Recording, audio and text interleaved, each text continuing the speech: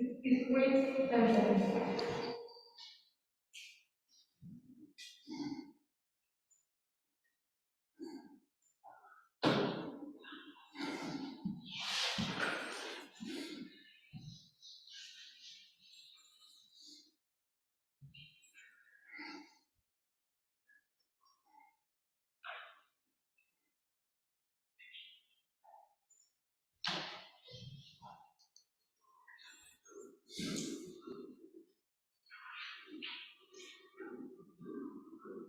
Okay.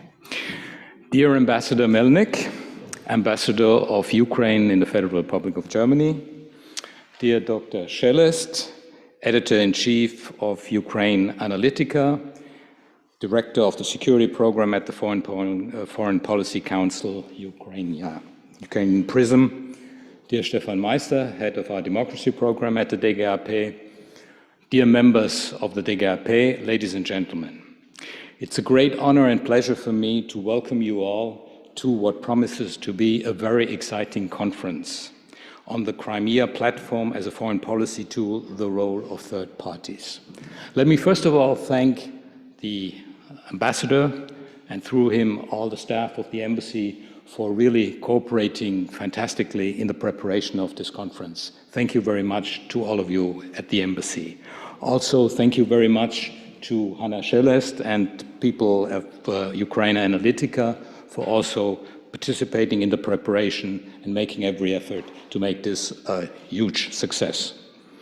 I also want to thank the ones who financed or who helped financing this. This is also the financial support of the Black Sea Trust, of the German Marshall Fund, and the Embassy of Ukraine in Germany. So thank you very much for all of you for making this happen.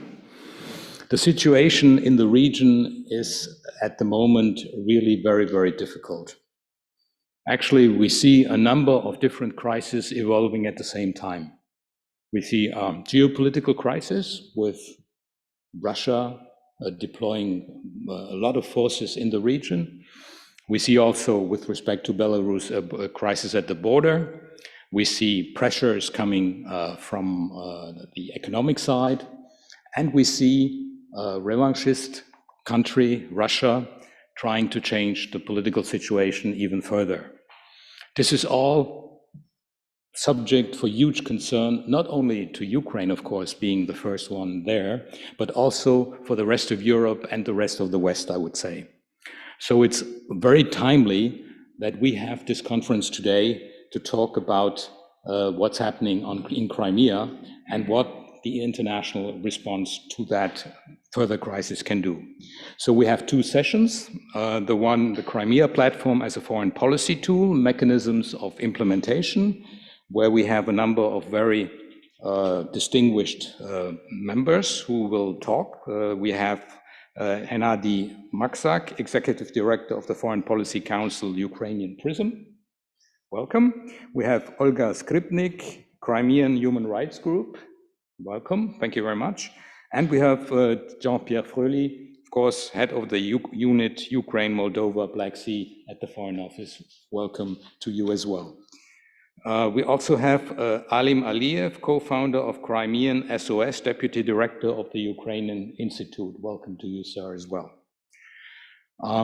Then there will be another part of the conference, but I understand this is rather not secret, but not public. So anyway, thank you very much, all of you, for participating in this very timely conference, and hopefully we can all draw valuable conclusions for our analysis, but also for the way we should all react to this evolving and further evolving crisis.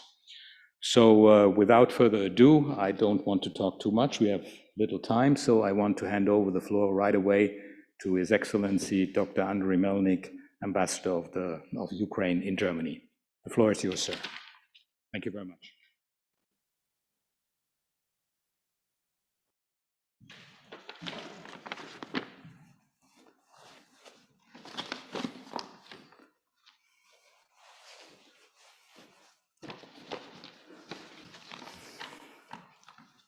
Dear colleague Ambassador Nikel, dear Dr. Shelest, dear Dr. Meister, dear Mr. Froehly, dear panelists of this important roundtable on Crimea, dear guests who can join us virtually online via this live stream. Let me first of all express my profound gratitude to the German Council on Foreign Relations, DGAP, personally to Vice President Ambassador Nikel for hosting this truly historic event on the Crimea Platform here in the very heart of Berlin. We cherish our outstanding cooperation in the last years, as well as your strong contribution to bringing Ukraine and bringing our interests closer to the German political elite and the German society. Thank you so much for your empathy and for your continuous support. I would also like to extend my Ukrainian partners, foremost to a leading national journal on international affairs, Ukrainian Analytica, and her co-editor-in-chief, Dr. Anna Shelest, for co-hosting today's seminar. I'm so glad to welcome you here in Berlin in these strange pandemic times. My special thanks go to all the podium participants and to everyone who has agreed and accepted our invitation, both from Ukraine and from Germany, as well as from the United States. I'm happy that we have gathered leading experts on Crimea who are going to share with us their creative ideas on how to put an end to the attempted annexation of Crimea. We are so excited to hear your voices today. Dear ladies and gentlemen, our topic is the Crimea Platform as a foreign policy tool, the role of third parties.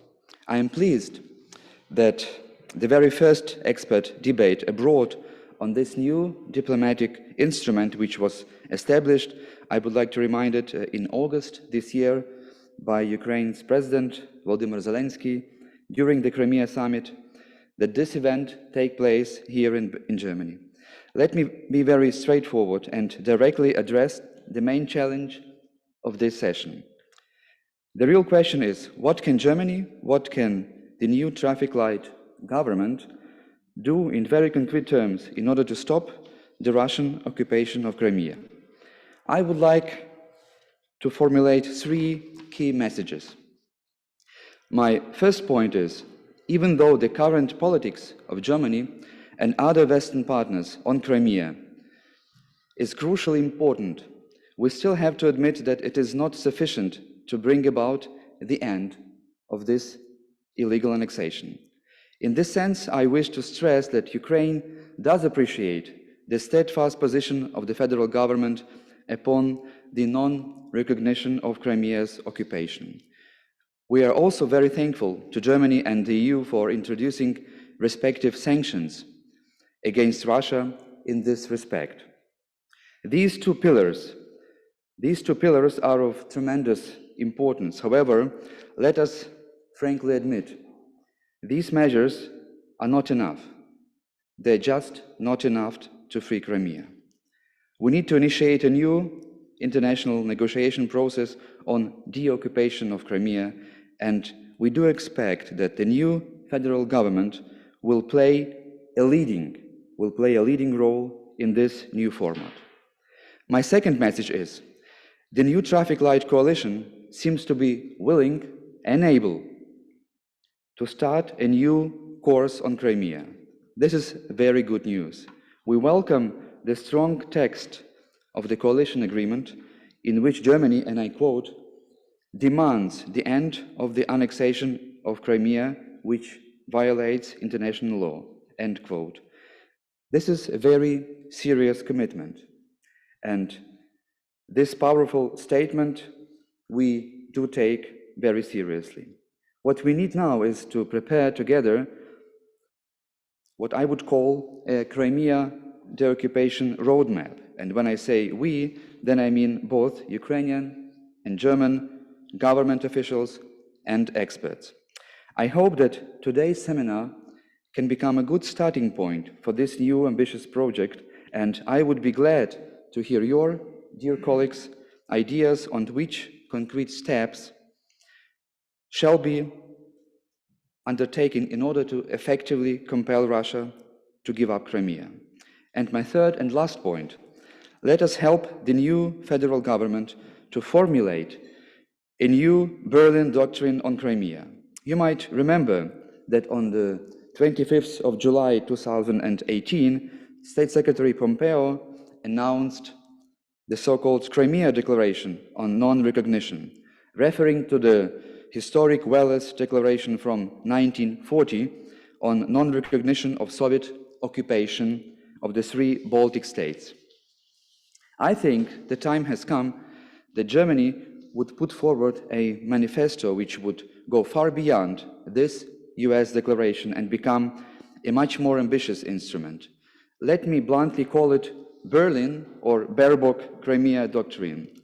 This new concept could become an integral part of the multilateralism policy of German government. It would combine all three significant pillars. First, non-recognition. Second, sanctions policy. And, most importantly, negotiation process. Dear colleagues, I often used to hear in Berlin from ordinary citizens, but also from German politicians, that Ukraine has better to discard its hopes for reunification of Crimea and acknowledge the bitter reality, because Putin will never, ever return Crimea. In this context, I always recall the situation here in Federal Republic in summer or even in early autumn 1989, where only the few truly believed that a united Germany could become a reality in a foreseeable future. On the 29th of July 1989, a member of the Landtag of Hessen said the following, and I quote, "I regard the demand for a reunification as a dangerous illusion. We shall delete this principle from the preamble of our main law," end quote. Exactly 100 days after this curious statement, the Berlin Wall was torn down, paving the way for German unity. The name of this politician, of this MP, was Joschka Fischer. 9 years after this speech, he became the first Green foreign minister of a reunited, strong Germany. With this optimistic note, I would like to end my introductory remarks and wish all of us a productive discussion. Thank you so much, Ambassador Nikel. Thank you, Ambassador. Dear guests, dear panelists, it is my pleasure to welcome all of you today. And as for now, we are going to have 2 sessions. Session number 1 will be dedicated to the situation with the human rights in Crimea, as well as dedicated to the Crimea Platform as a foreign policy tool, what it is, what types, what levels of these instruments being created and how it's going to be, but also to the international community and the German reaction to all these events. Then we should have a small break, and it will be my pleasure to transfer the responsibility to Stefan Meuser, who will moderate the second session that we start at 3:15. So those who are with us online, be ready that it is a small break before the second session. And during the second session, we're going to speak about militarization and about security in the Black Sea region. Because definitely, as you will hear even today during the first session, these events are too much interconnected. We hear more about the military buildup around Ukrainian borders, but you can't separate them from the military buildup in the Black Sea region. You can't separate the human rights situation in Crimea without militarization of all aspects of the civil life in Crimea, about what our speakers are also going to talk today. So I have a wonderful opportunity to welcome at this session 4 speakers. We have with you 1 hour, so we will go as following. I will ask with the first set of questions to each of you, quite a brief, and then we will return with the second set of the questions. We also can encourage encourage our participants who are with us online to use this opportunity to ask your questions, and we will try to follow them as much as possible. Gennady, I would like to start from you, Gennady Maksak, the Executive Director of the Foreign Policy Council, Ukrainian Prism, one of those organizations that were in the foundation of the creation. Like, I would like to emphasize that all speakers that are here and the organizations that represent here, they are members of the Crimea Platform, of the different working groups. But we will start, Gennady, from you. Like, what is the Crimea Platform in general? Why it was important to create the expert network of the Crimea Platform? And can we really see that this instrument is timely now, or we're a little bit late after 7.5 years of the conflict? Hanna, thank you so much. I can say that as a Prism, as think tank, we have been doing scorecards assessing of foreign policy of Ukraine since 2015, and assessing the fighting Russian aggression and international consolidation as a foreign policy effort was one of our tasks. And I must be frank, the scores were not so high. So I think better late than never with this regard to Crimea Platform, because we can mention that a lot of good endeavors have been already taken since 2014, 2015. There was a sanctions regime applied by our partners from the United States, from the European Union and other Western partners. There was a huge work done in courts, international courts, for just proving our right cause in this situation. Of course, there was a big endeavor done by our human rights activists to monitor all the situation on peninsula, because there is no access to monitoring missions from international organizations. Many issues already at our display. At the same time, I can't say they were well orchestrated in order to have the final objective to zoom in. And at this moment, I think that the idea to create Crimea Platform was welcomed by expert community in Ukraine, and that's why we joined this effort in the initial group to create this network and try to find out how this intersectoral cooperation could boost the occupation policy. And I would say the structure of platform is promising, because except for governmental level, which is natural partner in this situation, we have parliaments, we have also experts, and we have the division of the labor in different thematic working groups. So I think it's timely, better late than never. It's timely endeavor, and I think it's a promising instrument for us. Thank you. And now I would like to turn to the German side, because usually as we are speaking that it is foreign policy tool, the question is how well this foreign policy tool is accepted, or how it is perceived, let's say, from Germany, and the whole situation that is happening there. Jean-Pierre, I would like to refer to you. Do you think that it was important for Ukraine as a state, for the international community as the equal partners of the Crimea Platform, that such platform being created? Because let's be honest, for the last at least 5 years, we spoke much more about Donbass in Europe, in world, and in Germany, especially because of the Normandy format. But we were almost not speaking about Crimea publicly, except of the human rights platforms, probably. So how these ideas were assessed? How do you consider it is important for Ukrainian-German, let's say, for example, cooperation on the Crimean issues? First of all, thank you for the invitation to this very interesting conference and to this panel. For me, it's always a personal, special pleasure to be here in this imminent rooms, exactly 20 years after I stopped my activity here, because I was also a senior research scholar here in these rooms, so exactly 20 years ago. So thank you very much for having invited me to that panel. And first of all, I would like to stress here very clearly that we supported the initiative of the Crimean platform from the beginning. Personal Minister Maas and the Chancellor were very much supportive of this initiative. And we are, as also the ambassador already mentioned in his introductory remarks, the new government also underlined its commitment in the new coalition treaty towards the non-recognition of the illegal annexation of Crimea by the Russian Federation. So this is clearly a non-negotiable part of our foreign policy, and it is an imminent part also of our relations towards Ukraine and of our relations towards Russia. So there is no doubt, there was and will be no doubt about our unwavering support for Ukraine's sovereignty in its borders, so including Crimea and the occupied territories of the Donbass.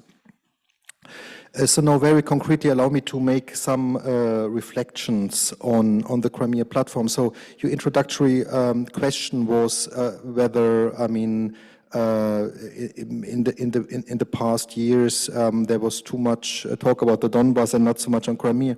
I'm not so sure. I think there had been lots of activities. If I mean, you ask me as a diplomat, on the international level, on Crimea, discussions where we had been supportive. For instance, in the United Nations, we have a declaration every year on the human rights situation. We just passed in the General Assembly another declaration on the militarization on Crimea. So it is. I would not say that nothing happened, but indeed, I mean, and I think the success of the August summit very well showed. Indeed, there was maybe a lack of, let's say, on the highest level, highlighting the questions on the very much highest level. So, and indeed, as you mentioned, there might be some more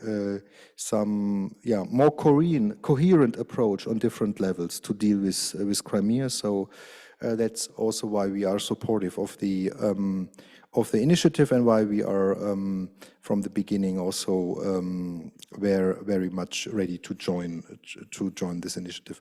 So let me just make three brief points at the beginning, just reflections on what could be, in our view, important in our approach towards the platform and in designing the activities of the platform. So first of all, we have always to bear in mind, yes, it is understandable that Ukraine is approaching its partners bilaterally, and that obviously the aim is also, and this is indeed an interesting point, to reach the populations of the bilateral partner countries, or the, let's say, participating countries in the platform, because the idea and the perception of Crimea might be completely different compared to the reality.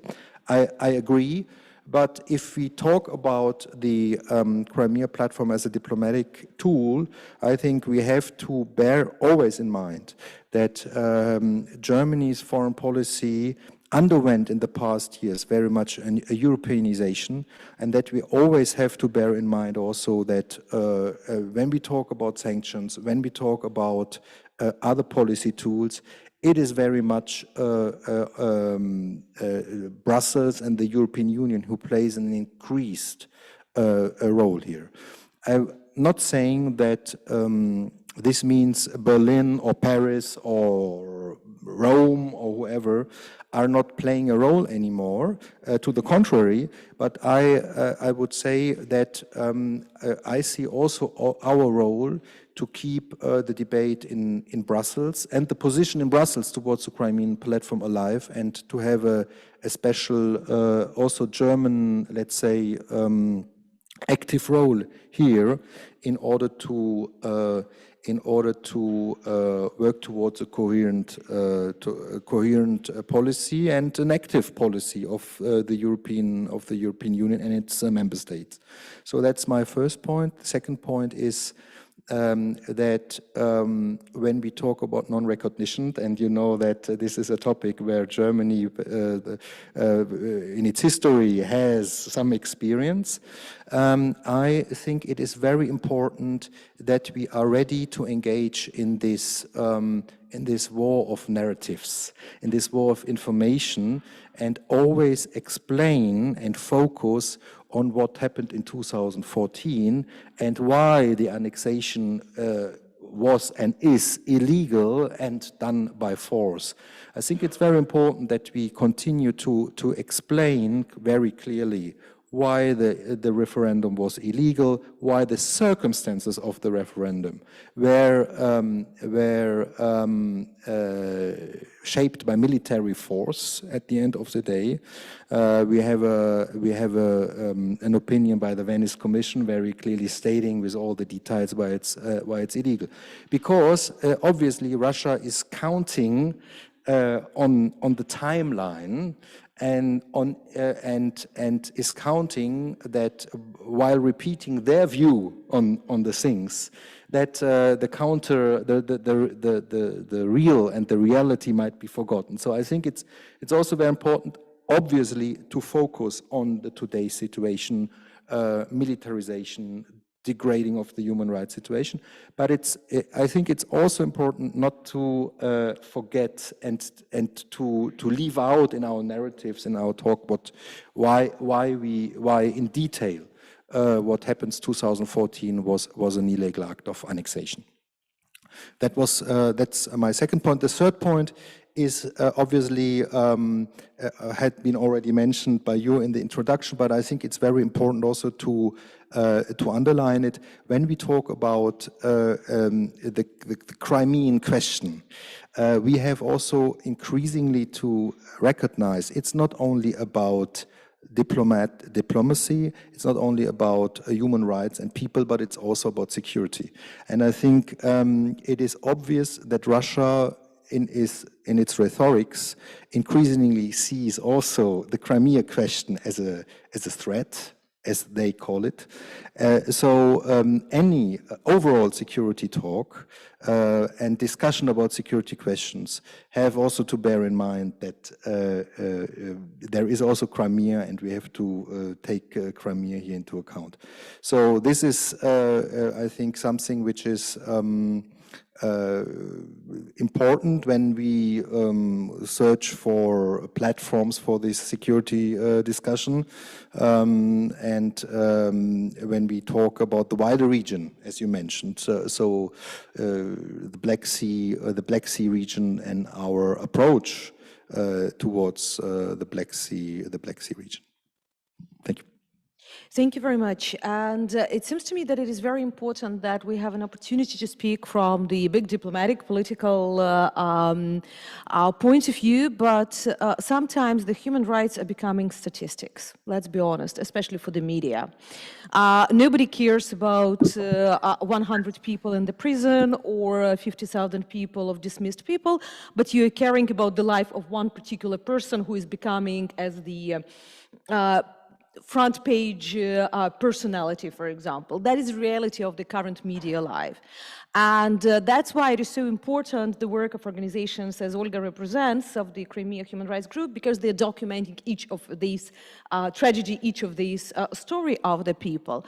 And definitely we will speak about military aspects of security during the second session. But at the same time, what we've talked for quite a time and why it was important within the Crimea Platform, these consolidation of efforts, both of the security and human rights experts, that security and militarization, it's not only about tanks. It is much more about societies and what is happening with societies. And there are also, because there is illegal occupied territories, there is violations when the certain actions are happening. And if we consider ourselves the countries that are working and living according to the international law, we should know at least about the situation that is happening in this sphere, because tanks will not move without people operating them.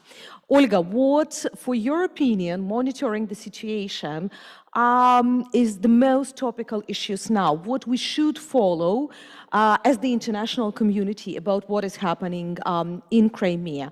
What are those, not just individual cases, but the patterns that probably we should definitely emphasize now? Thank you, Anna. Dear colleagues, thank you, first of all, for organizing this important event. I represent the Crimean Human Rights Group. Our group consists of Crimean human rights defenders, Crimean journalists, but unfortunately, Russia opens criminal cases against human rights defenders, against me and against my colleagues. But we continue our work in Crimea, in field, of course, only on the ground. So we collect evidence of human rights violations and war crimes. Also, like Hanna said, I represent also expert network of Crimea Platform, thematic group of human rights and international humanitarian law. So I would like to focus maybe to several trends that are very important now in Crimea. First of all, of course, the occupation of Crimea has resulted in large-scale and systematic human rights violations, war crimes, and crimes against humanity. And maybe first issue that I would like to mention, it's about political persecution, political motivated persecution, because at least 117 Ukrainian citizens are in custody under Crimean criminal cases. It's only political motivated cases, and Russia continue to persecute both those who have been not supporting occupation of Crimea and those who try to advocate and preserve Ukrainian or Crimean Tatar languages, culture, identity, who protect freedom of speech or do human rights or journalistic works. So one more issue regarding to human rights violations under political motivated cases is torture, because torture has become a common practice in such cases. And maybe very illustrative example that none of the Russian FSB or policemen has been ever prosecuted for torturing Ukrainian citizens. One more, and I think very strategic issue, it's of course militarization of Crimea, but not only about like security aspect, it's about militarization of civilian population in Crimea. And I would like to say that our monitoring, our researchers confirms that most resources within the militarization campaign are being invested in militarizing children and youth. Today, the entire education system covering more than 200,000 children is focused on raising children exclusively in the Russian identity context. And it's mean there are no conditions to establish, to preserve or develop the Ukrainian or Crimean Tatar identity. And number of educational institutions where children are taught the military basics and encouraged to join later in the Russian army is constantly growing. If then young men reject the military service, they would be criminally persecuted. And at the same time, Russia continues to illegal conscription to the Russian army, and now at least 34,000 men from Crimea drafted in the armed forces of Russia, and many of them were transferred to Russian military bases. So, and maybe one more important issue, it's very close to militarization issue, it's about, like, we called it policy of information and isolation of Crimeans, because Russia occupation authorities are not only prosecuting for freedom of speech, but are acting to informational isolation. It means that Ukrainian FM radio stations in Crimea were constantly blocked by Russian broadcasters. Also, websites of top Ukrainian media, website of Majlis of Crimean Tatar people, and, for example, website of Ukrainian Ministry of Reintegration of Temporarily Occupied Territory were blocked in Crimea too. And Russian authorities also scramble the signals of Ukrainian radio stations by new TV and radio tower for transmitting Russian radio programming on the same frequencies last year. And interesting example that these Russian signals one of them, it's radio of Ministry of Defense of Russia, Radio Star. Of course, this radio translates only hate speech against Ukrainians, hate speech against European values, and war propaganda, and so on. And moreover, the occupation authorities are trying to block the Ukrainian TV and radio signal in Kherson region. It's Ukrainian controlled territory, it's southern region. So maybe it's key issues that I would like to say, and I pass floor to Anna to continue our discussion. Thank you. Thank you, Olga. And definitely talking about Crimea Platform and situation in Crimea without Crimean Tatars is just impossible. And definitely when a lot of the international community are thinking about the case as just Russian-Ukrainian dispute or something like historical imperial belonging, that is the grand picture that is forgetting about the most important, the people on the ground and the people who are indigenous people over there. According to the Ukrainian, not only Ukrainian law, but the reality, let's say, the people that for several times been moved out from this territory. Alim, can we separate the Crimean Tatar story from the story of Crimea as such, I mean, the last 7 years? Are there certain moments that we should pay special attention in terms of the Crimean Tatars, or it is the general picture that is just should be followed? Thank you, Hanna. Thank you, dear colleagues, for organizing such important conference.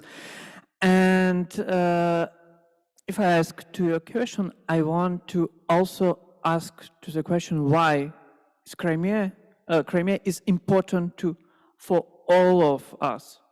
Not only for Crimean Tatars, not only for Ukraine state. Why Crimea plays a role?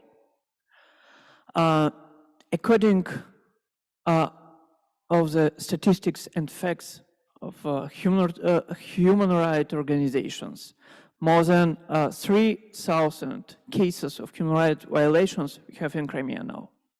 But it's just the top of iceberg. On the ground, we have a new colonization of the territory in Europe. And we will be honest to say about it.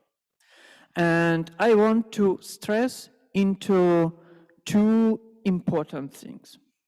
First thing, it's about identity and what it means. Crimean Tatar and Ukrainians with a very strong identity have been viewed as a threat for Russia. And that's why Russian authorities destroys tangible and intangible heritage that does not fit into Kremlin's ideology. One good example is the fate of the Khan's palace in Bakhchisarai. The crucial object of the tangible heritage of Crimean Tatar people is being destroyed under so-called restoration. One more example, it's about the National Preserve of the Taurik Chersonesus located in Sevastopol. One of the objects of Ukraine UNESCO cultural heritage list. And for today, on the territory of Chersones, it's building of large-scale construction, and also a lot of unscientific archaeological excavations having destructive effects on this area. But such excavations we have also in another parts of Crimea. During the building of so-called the Stavrida road, for example. Next point, it's about religion. For today, the premises of the Ukraine Orthodox Church are being raided. These days, the church is one of the pillars of preservation of Ukraine identity on the peninsula. And what I can say about Crimean Tatars, for today, Russian authorities are using Crimean Tatar religious identity where Muslims against us by fabricating the image of terrorists and extremists, because almost all political prisoners, Crimean Tatars, have these criminal articles, terrorism or extremism. But what I want to say that nonviolent resistance in Soviet times and also nowadays, it's one of the grounds of Crimean Tatar national movement. Next, about language. For today, we haven't any Ukrainian language schools in Crimea. Before the temporary occupation, it was seven schools in Crimea. But what we have with the Crimean Tatar schools, only 3% of Crimean pupils can study on Crimean Tatar language. That's why Crimean Tatar parents organize some groups, informal groups, or just speak with their children on Crimean Tatar language at homes. One more, it's about creation of new identity. We have so-called simulacrum as a Crimean people. If you remember Soviet times, in Soviet Union was a simulacrum Soviet people, or in Russian, Советский народ, советский человек. And this Crimean people created in opposite of our identity, strong Ukraine and Crimean Tatar identity, that just from the manipulating of historical narratives, from the building of new pro-Russian narratives, make this identity without Crimean Tatar roots. Last but not least, it's about replacement of population. For today, more than 50,000 of inhabitants of Crimea left Crimea and moved to mainland of Ukraine. It was a brain drain, but we have a worse tendency where in minimum 500,000 of new citizens from Russia moved to Crimea. And it's state officials, it's army, of course, it's FSB, and even business person and even pensioners from Siberia. And during the last 3 centuries, is the third attempt of changing population. First change was during first annexation, after deportation, and now we have this third attempt during changing of ethnic and religious comparison. Thank you, Alim. And we have the first question from the audience, and I would like to refer it both to Henandiy and to Jean-Pierre. Our participants are interested about the NATO, European Union, other organizations' strategies to deter Russia. So probably my question will be definitely, especially about Crimea and about the current build-up, do we have a strategy? Do we need a strategy? Or the strategy that we have are more or less working? And let's probably go in the reverse order. Jean-Pierre, if I can ask you to be first, do you feel that Germany and the European Union have a strategy to deter the actions of the Russian Federation? Yes, there had been, I can most recently refer to the declaration of the G7 foreign ministers from Liverpool published yesterday. There had been in the past days very clear messages by the international community, by the Western community, by the United States, by the new German government, by all Western leaders, that any action and escalation against Ukraine would have serious consequences for the Russian Federation. So it is, in my view, a very strong and clear message from the West, from all Western leaders, that that there's unity, and that there is a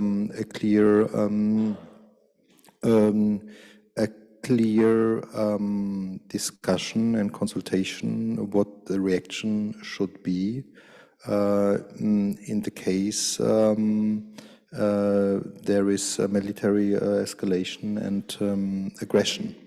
So I would say that the message is very clear and without any doubts or nuances.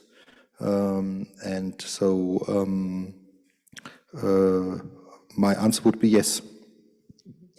Henandiy, how it is seen from our side, do we feel that these statements and consultations is enough, or we would like to see more involvement of the international community? Maybe first reaction, yes, we want more involvement, and I could argue on this issue for quite a while, but let me start from the point that there are some guiding pillars or guiding principles in European Union elaborated under the office of Ms. Mogherini, 5 guiding principles vis-à-vis Russia. And they were implemented to some extent in the policies which were elaborated towards Ukraine, towards Russia, towards the region of Eastern Europe and Eastern Partnership. But I think this policy was not consistent and comprehensive. That's why we'll still have attacks on different dimensions, be it in information space, be it militarily, be it in human rights domain, both on Ukrainian side, but on European states as well. We have a lot of cyber attacks, we have a lot of information or disinformation campaigns launched specifically in some states or on the European level. So I think there is still room for tangible and practical substance for these strategies. At this moment, new Borrell's 3 key principles, push back, constrain, and engage selectively, they're still maybe not translated in comprehensive policy. That's why, in my sense, Crimea Platform could be as a pilot field for all these elaborations vis-a-vis non-recognition policy. We have a lot of pieces which are not put in one big puzzle, and the picture is not holistic at the moment. But I think that the experience Germany has in non-recognition and maybe some facts of violation from citizens, from other actors of the European Union might be enriched and might be codified with other actors being involved from Ukraine, from other partners with Crimean Platform. Another issue, I think, there should be avant-garde group of EU states which work on sanctions policy, to be preemptive, to be more targeted. And I think with this passage, I could pick up on it about Europeization of foreign policy of Germany. I think this is a good sign for the proposal Ambassador Melnyk said about Berlin Doctrine or Berlin concept vis-a-vis Crimea, the occupation of Crimean Peninsula. I think it should be there, more active involvement of European partners and Ukrainian actors as well. At the same time, I think it's very important to mention disinformation campaigns, and basically I think that still EU is not well equipped to deal with disinformation. I think here more synergies, be it between NATO and EU, between third parties in EU, are welcomed. And let's imagine now you have a few minutes each, and I would like to ask all of you to make 3 recommendations for the international community. Can it be just Germany, European Union, NATO, or the civil society organizations, your colleagues from the human rights, anybody, but let's say not from the domestic, but for the international community. 3 recommendations about what we expect from the international community, or how we can increase cooperation with the international community, both to prevent further occupation, to deter the current occupation, and to help with those human rights violations, either to minimize them or to overcome consequences, because we have more than 100 people currently in the prisons as well. We need to speak about this as well. So let's go from Olga and to this side, to me. 3 recommendations, what would you like to see? Okay, maybe 3, but it's not all, of course, but 3 main recommendations from human rights side. First of all, I think we see the following steps. First of all, it's introduction of a system of prompt and joint response to the serious and brutal human rights violations in Crimea, and we should collaborate for create format to release political prisoners, because last release it was 2019 when Oleg Sentsov and 11 political prisoners were released.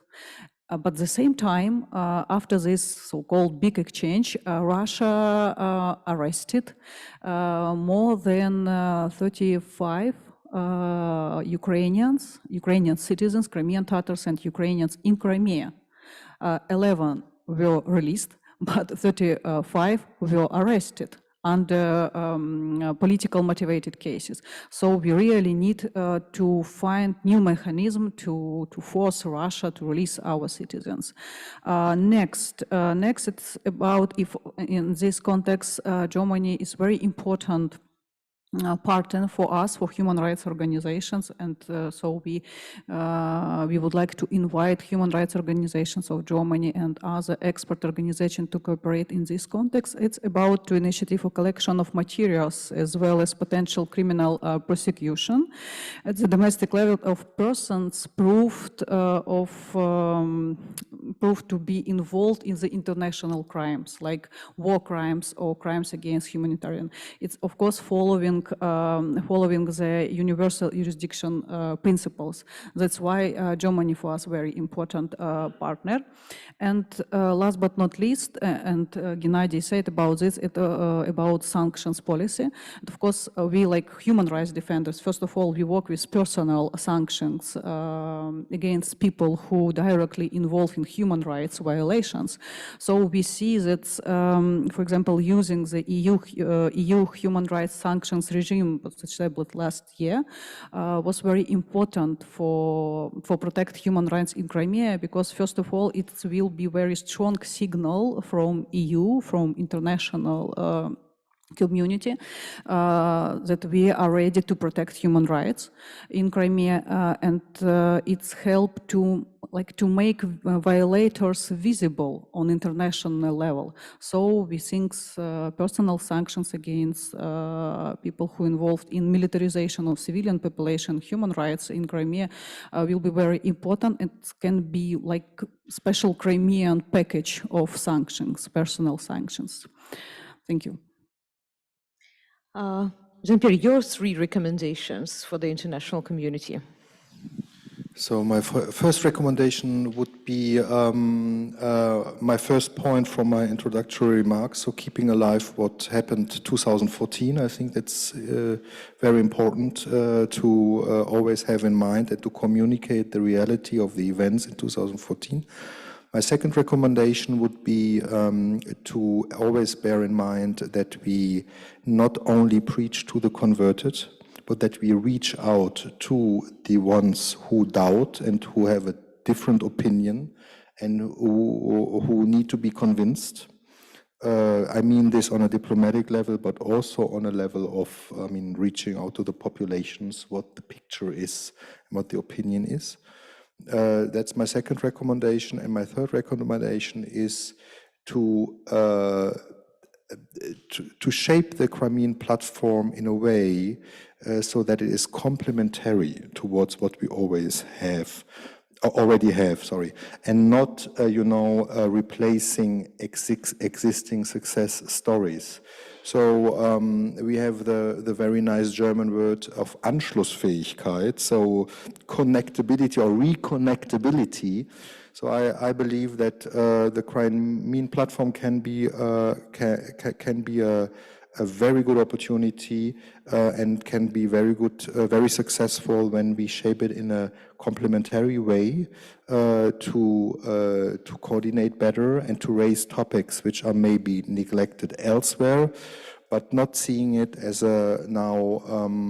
as something which replaces already existing, let's say, platforms of debate. Thank you, Alim. Thank you. My first recommendation is, of course, according the topic of identity, it's to support the initiatives that aimed support Ukrainian and Crimean Tatar identity through the cultural, through the educational, scientific programs, and also make a joint research programs with Ukrainian and European colleagues to research, to study the situation in Crimea together. The second one, it's of course to involve much more into the mechanism of a Crimean platform. And third one, it's also about political prisoners, to find new effective tools of releasing of political prisoners, also releasing, as for me, the most important voice of free Crimea and free Crimean Tatar people, Nariman Jalal, the first deputy head of Majlis Crimean Tatar people, and also to know and to support the families of political prisoners, because for today more than 200 children are without their fathers. Thank you, Gennady. I think the first and foremost task or recommendation should go to Ukraine. We have a very grand homework to do, I would say, because it was a very ambitious initiative with 26 international and foreign delegations present, and to keep even this level, it takes an effort, but we should also fix our eyes on how to extend this activity, how to make it efficient. So how to put the energy and drive in all levels of platform is still a big task ahead of us.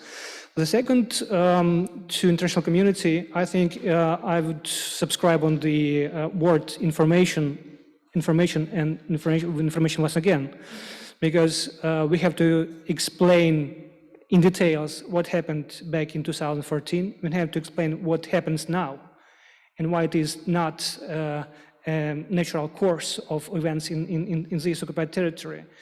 And basically we have three audiences: big audience here, international audience, and we have audience in occupied territories. We have to try to win their heart and minds because they are fully shelled with disinformation from Russian outlets. And we have Ukrainians, and it was mentioned by Ukrainian Foreign Minister Kuleba that yes, this platform is also instrumental for Ukrainians to understand what's going on their occupied territory. And the third very important for me issue is non-recognition, how to codify, how to simplify the coordination, and how to make it instrumental. Thank you. And as we still have 10 minutes, I'm returning back now for our online participants. And it is a very big pleasure for us that our representative to the United Nations from New York is writing to us about the resolutions that we just discussed. And just last week, we've been hosted by him and had the possibility to speak about Crimea and the Black Sea for other UN delegations from different countries in New York, and he's reminding us about the two resolutions that we have, one about the militarization and another one is about human rights that we are expecting voting just next week. Oh no, sorry, it is already this week, we're in Monday.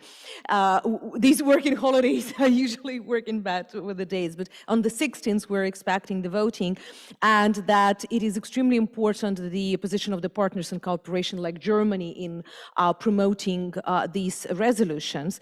And we also have the question about sanctions, even that we will have more about it during the second session, but I will probably refer this question also and for this session.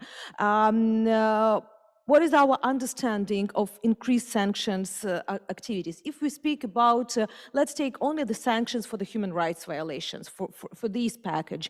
Olga, what type of sanctions you consider as efficient from your experience, of what you're watching, and let's say adequate? Because maybe some people can say that to put the sanctions against the military enterprise because of the criminal cases against journalists, it is not adequate. So if we speak about such a mass violation of the human rights, from your experience, how do you think what type of sanctions can be effective? And do we have sufficient sanctions, or what can we do to make this case visible? Yeah, of course, we support and other sanctions too against Russian, like economic sanctions and other. But if we say about tell about human rights sanctions, now we know about new sanction regime, EU regime about personal sanctions. So for us, very important. It's not only what type of sanction, for example, like bank service or something else. First of all, for us, very important to make these names of judges, of investigators, make these names visible. So I think for us, this personal sanctions very important instrument now. But more important, I am human rights defender and maybe a little lawyer.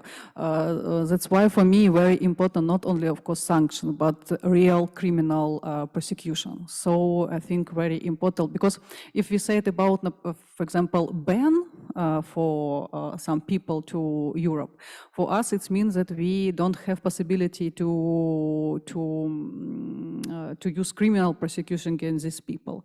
So it's very important to have this balance between sanctions and possibility to criminal prosecution these people who involved in international crimes. So I would like to highlight not only sanctions but also collaboration for use universal jurisdiction principles, because like one reason for new human rights violations is impunity for human rights violation for people who do it in Crimea. Thank you very much. Alim, if I can also refer this question to you, but in such a format as we have quite a substantial amount of Crimean Tatars who stayed in Crimea despite the attempted annexation, because for many of them, they just returned 30 years ago. And to leave again is just like to betray themselves that they are living their own land. But sometimes when the sanctions are introduced, they introduced not only individually, but for the whole territory. And definitely that these people are also suffering in some way from these sanctions. What are the, because you have conversations with the people who are there in Crimea, how do they feel about the sanctions? Do they ready that the sanctions will be imposed for the whole population, for the whole territory, because they will touch them, but at the same time with the hope that it can have the long-term consequences? Thank you for the question. Yeah, Crimean Tatars clearly understand that they're living, I'm living in Kiev, but almost all of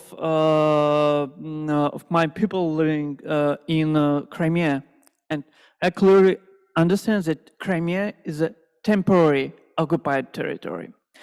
And what we also understand is that we run the marathon, not a sprint. It means that sanctions is an effective tool to one of the tools of the occupation of Crimea, but not enough of the tool. Yeah, that's why the Crimean Platform, and it's one of the hope for Crimean Tatars. We understand that it's our motherland. And we return during the 45 years after the deportation of Crimean Tatars.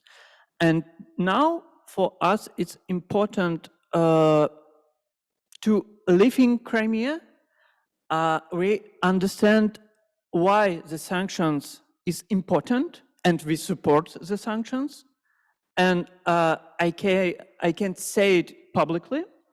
And also we support the attempts of Ukraine and our partners to,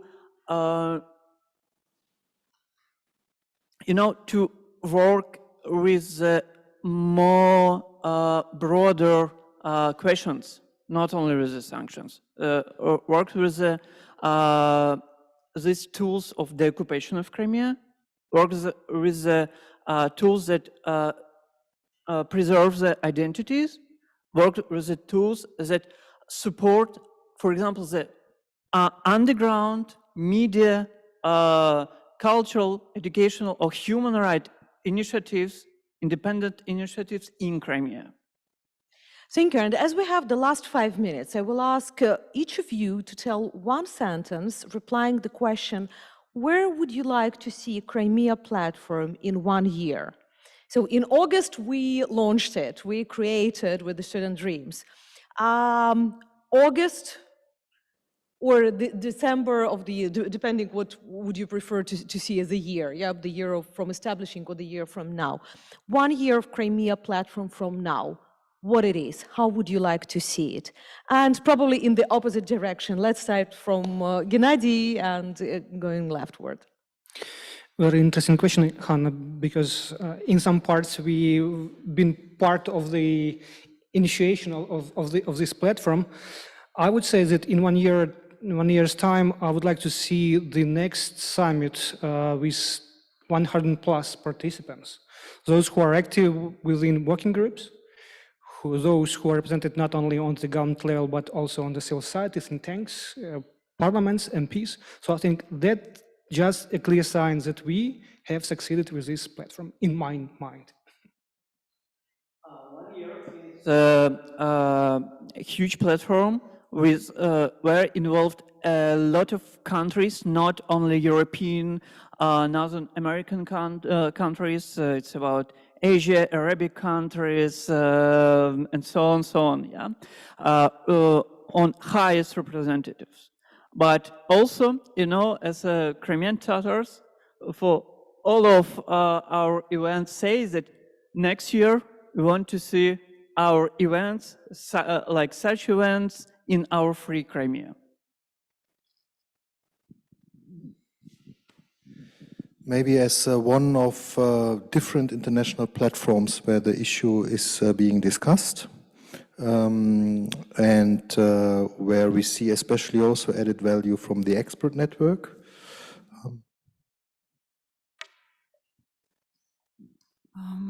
I would like next year, yes, I would like to see very concretely action plan that many countries who join Crimean platform join this action will join this action plan and we will work together on realization of this plan. And next, I think for me very important it's we Crimean platform and countries, organizations who supported Crimean platform will work with Crimea, not with like issue like Ukraine-Russian conflict, but work with Crimea like a challenge for the European order. I think it's very important and we can do it. Thank you. Sorry. And we started to have additional questions, and our technical moderators were so kind to say that we have few additional minutes so we can continue, because definitely thanks to COVID, we are limited here with the audience, so we would like to have as much as possible questions from those who are joining us online. And this question I would probably refer to Gennady. Will it be correct to assume that the present crisis is part of the great power struggle for influence between the West and Russia? And can the solution be in the US-Russia talks?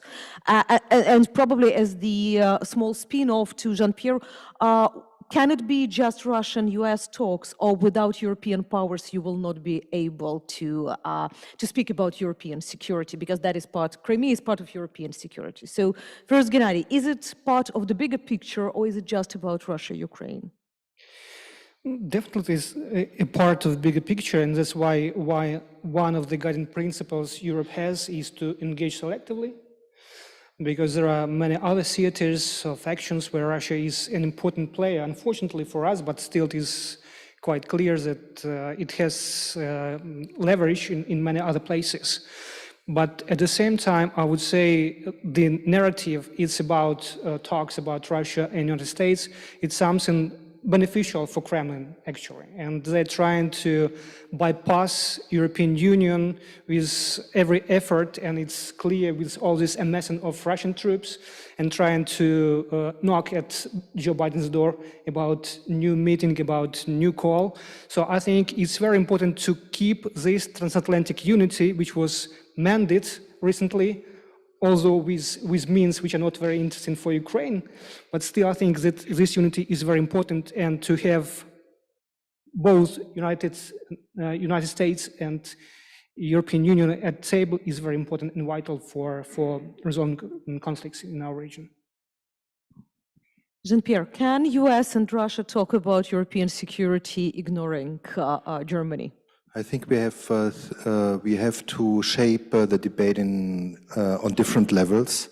There is the bilateral level between US and Russia, yes, but there are international platforms as NATO or OSCE. I remember that we have a NATO-Russia Council, for instance, so there are established platforms which we could and should activate, but there is also the OSCE, which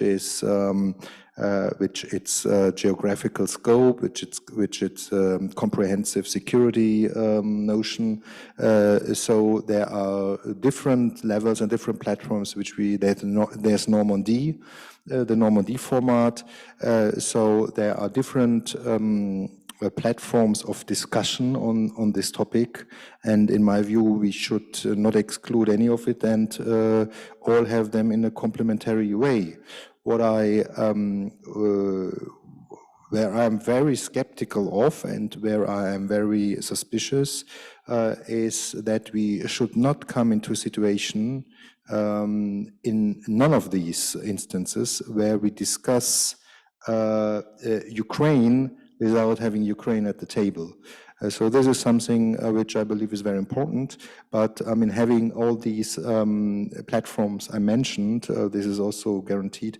So I think we should not only focus here on one of the channels, but on different ones.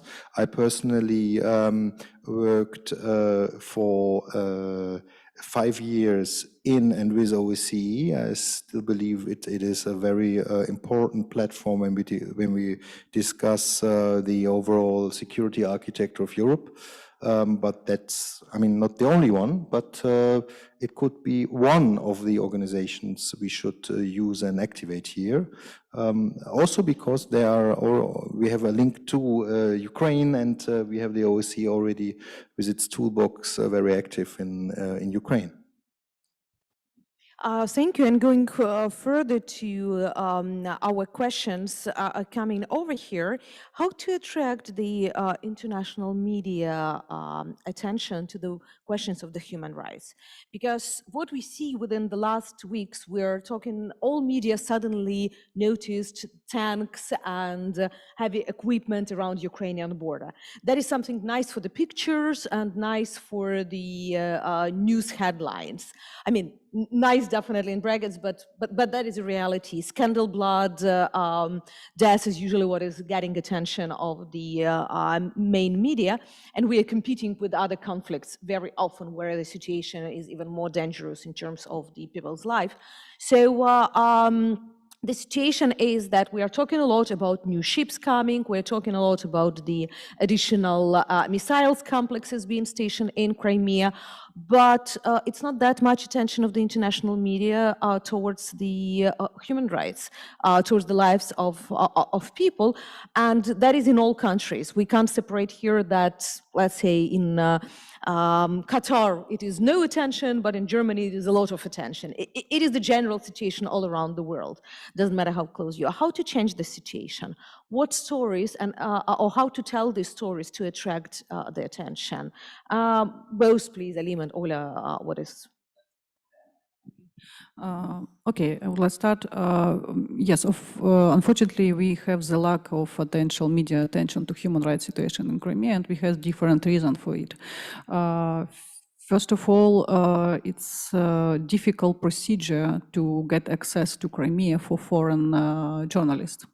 And unfortunately, from both sides, because Ukraine still has not easy procedure for foreign journalists. It's like two-step procedure. You need get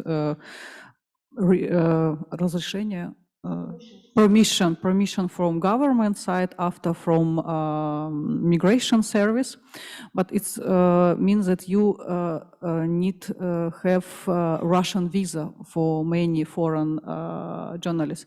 So now we have situation when usually only Ukrainian or sometimes Russian journalists have access to Crimea. But it's important to know that Ukrainian journalists work in Crimea only underground. They don't have possibility to show that they are Ukrainian journalists. And a case of Vladislav Yesipenko, he is Ukrainian journalist of Radio Liberty, shows that it's very dangerous work like Ukrainian journalist. Vladislav Yesipenko was arrested in March this year and was accused like cooperation with Ukrainian special service.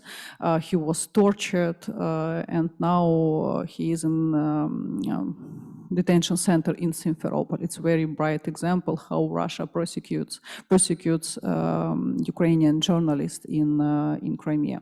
But at the same time, we see how Crimea Platform helped to increase attention to Crimea, including human rights situation in Crimea. So, and I agree with Gennady, because he said about we need like save and transform this energy of Crimea Platform Summit, yeah, to do our work. And I think this point very important for media attention. And I think this cooperation on Crimean platform level between different countries, between different experts, can help us join and involve international media and help us to increase attention to human rights situation.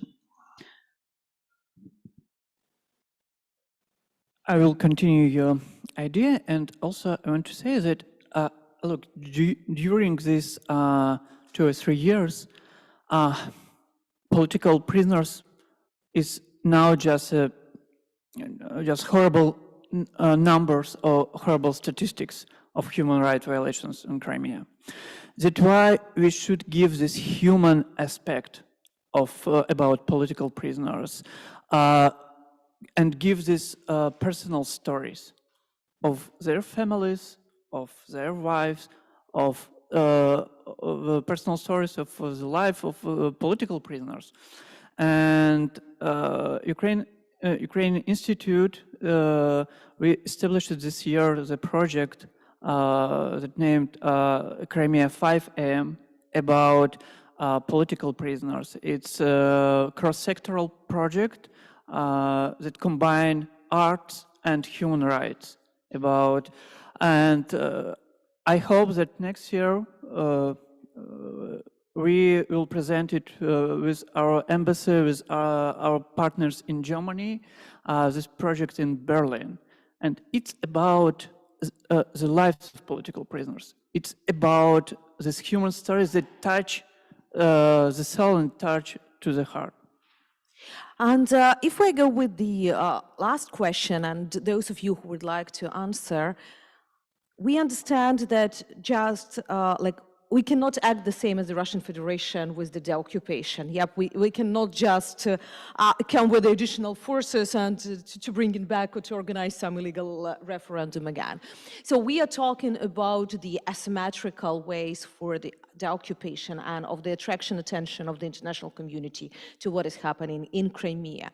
So what are our best instruments in this way, both to deoccupy, to attract attention of media, of politicians to this situation, and just to attract attention of the global community to what is happening there?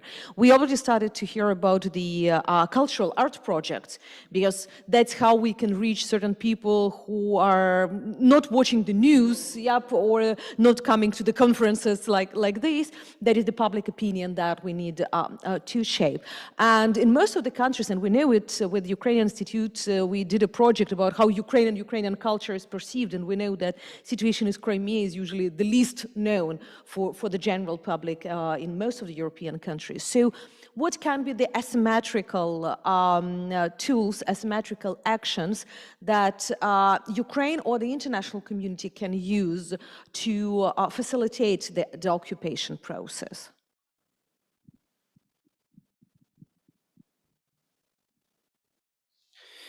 In terms of the scope of resources deployed by Russia, our asymmetric activity means only that we have to be vigilant and active all the time, 24/7. And basically, that's the only way how to proceed with the issue of the occupation of Crimea, because as Russia put in its narratives, the case or the file is closed, there is nothing to discuss, there is nothing to negotiate about. So I think it's very important for us to be very active. And whenever we leave lacune or gap in our information space, it's immediately shaped by Russia's information. So basically, I think the consistent information cooperation is also of great importance. Yeah, point from humanitarian dimension. I think very important in process of deoccupation. It's constantly work for reintegration, but not after deoccupation. We need to work with reintegration now. We must do anything to keep relations, connections with Crimeans, with Ukrainian citizens who now are in occupied territory. I think it's very important task for Ukraine and for international community too, because only together with international support we can find this mechanism to support people who are in occupied territory. It's not only about Crimea, of course, it's about Donbass too, because for us, all this territory is part of Ukraine, and all these people who are in occupied territory are Ukrainian citizens. So I think reintegration is like very important. I want to add about the children, about the young persons, because during these 7 years, we have the generation that are born in occupied territory of Crimea and go to school now. And that's why it's important to make joint programs, Ukrainian, European, or not with our partners, to involve these children, involve these youth, to understand the value of open society, understand the value of democratic societies. We will be, mainland of Ukraine will be another vector for people in Crimea, and it will be like a, like a Western vector to Ukraine.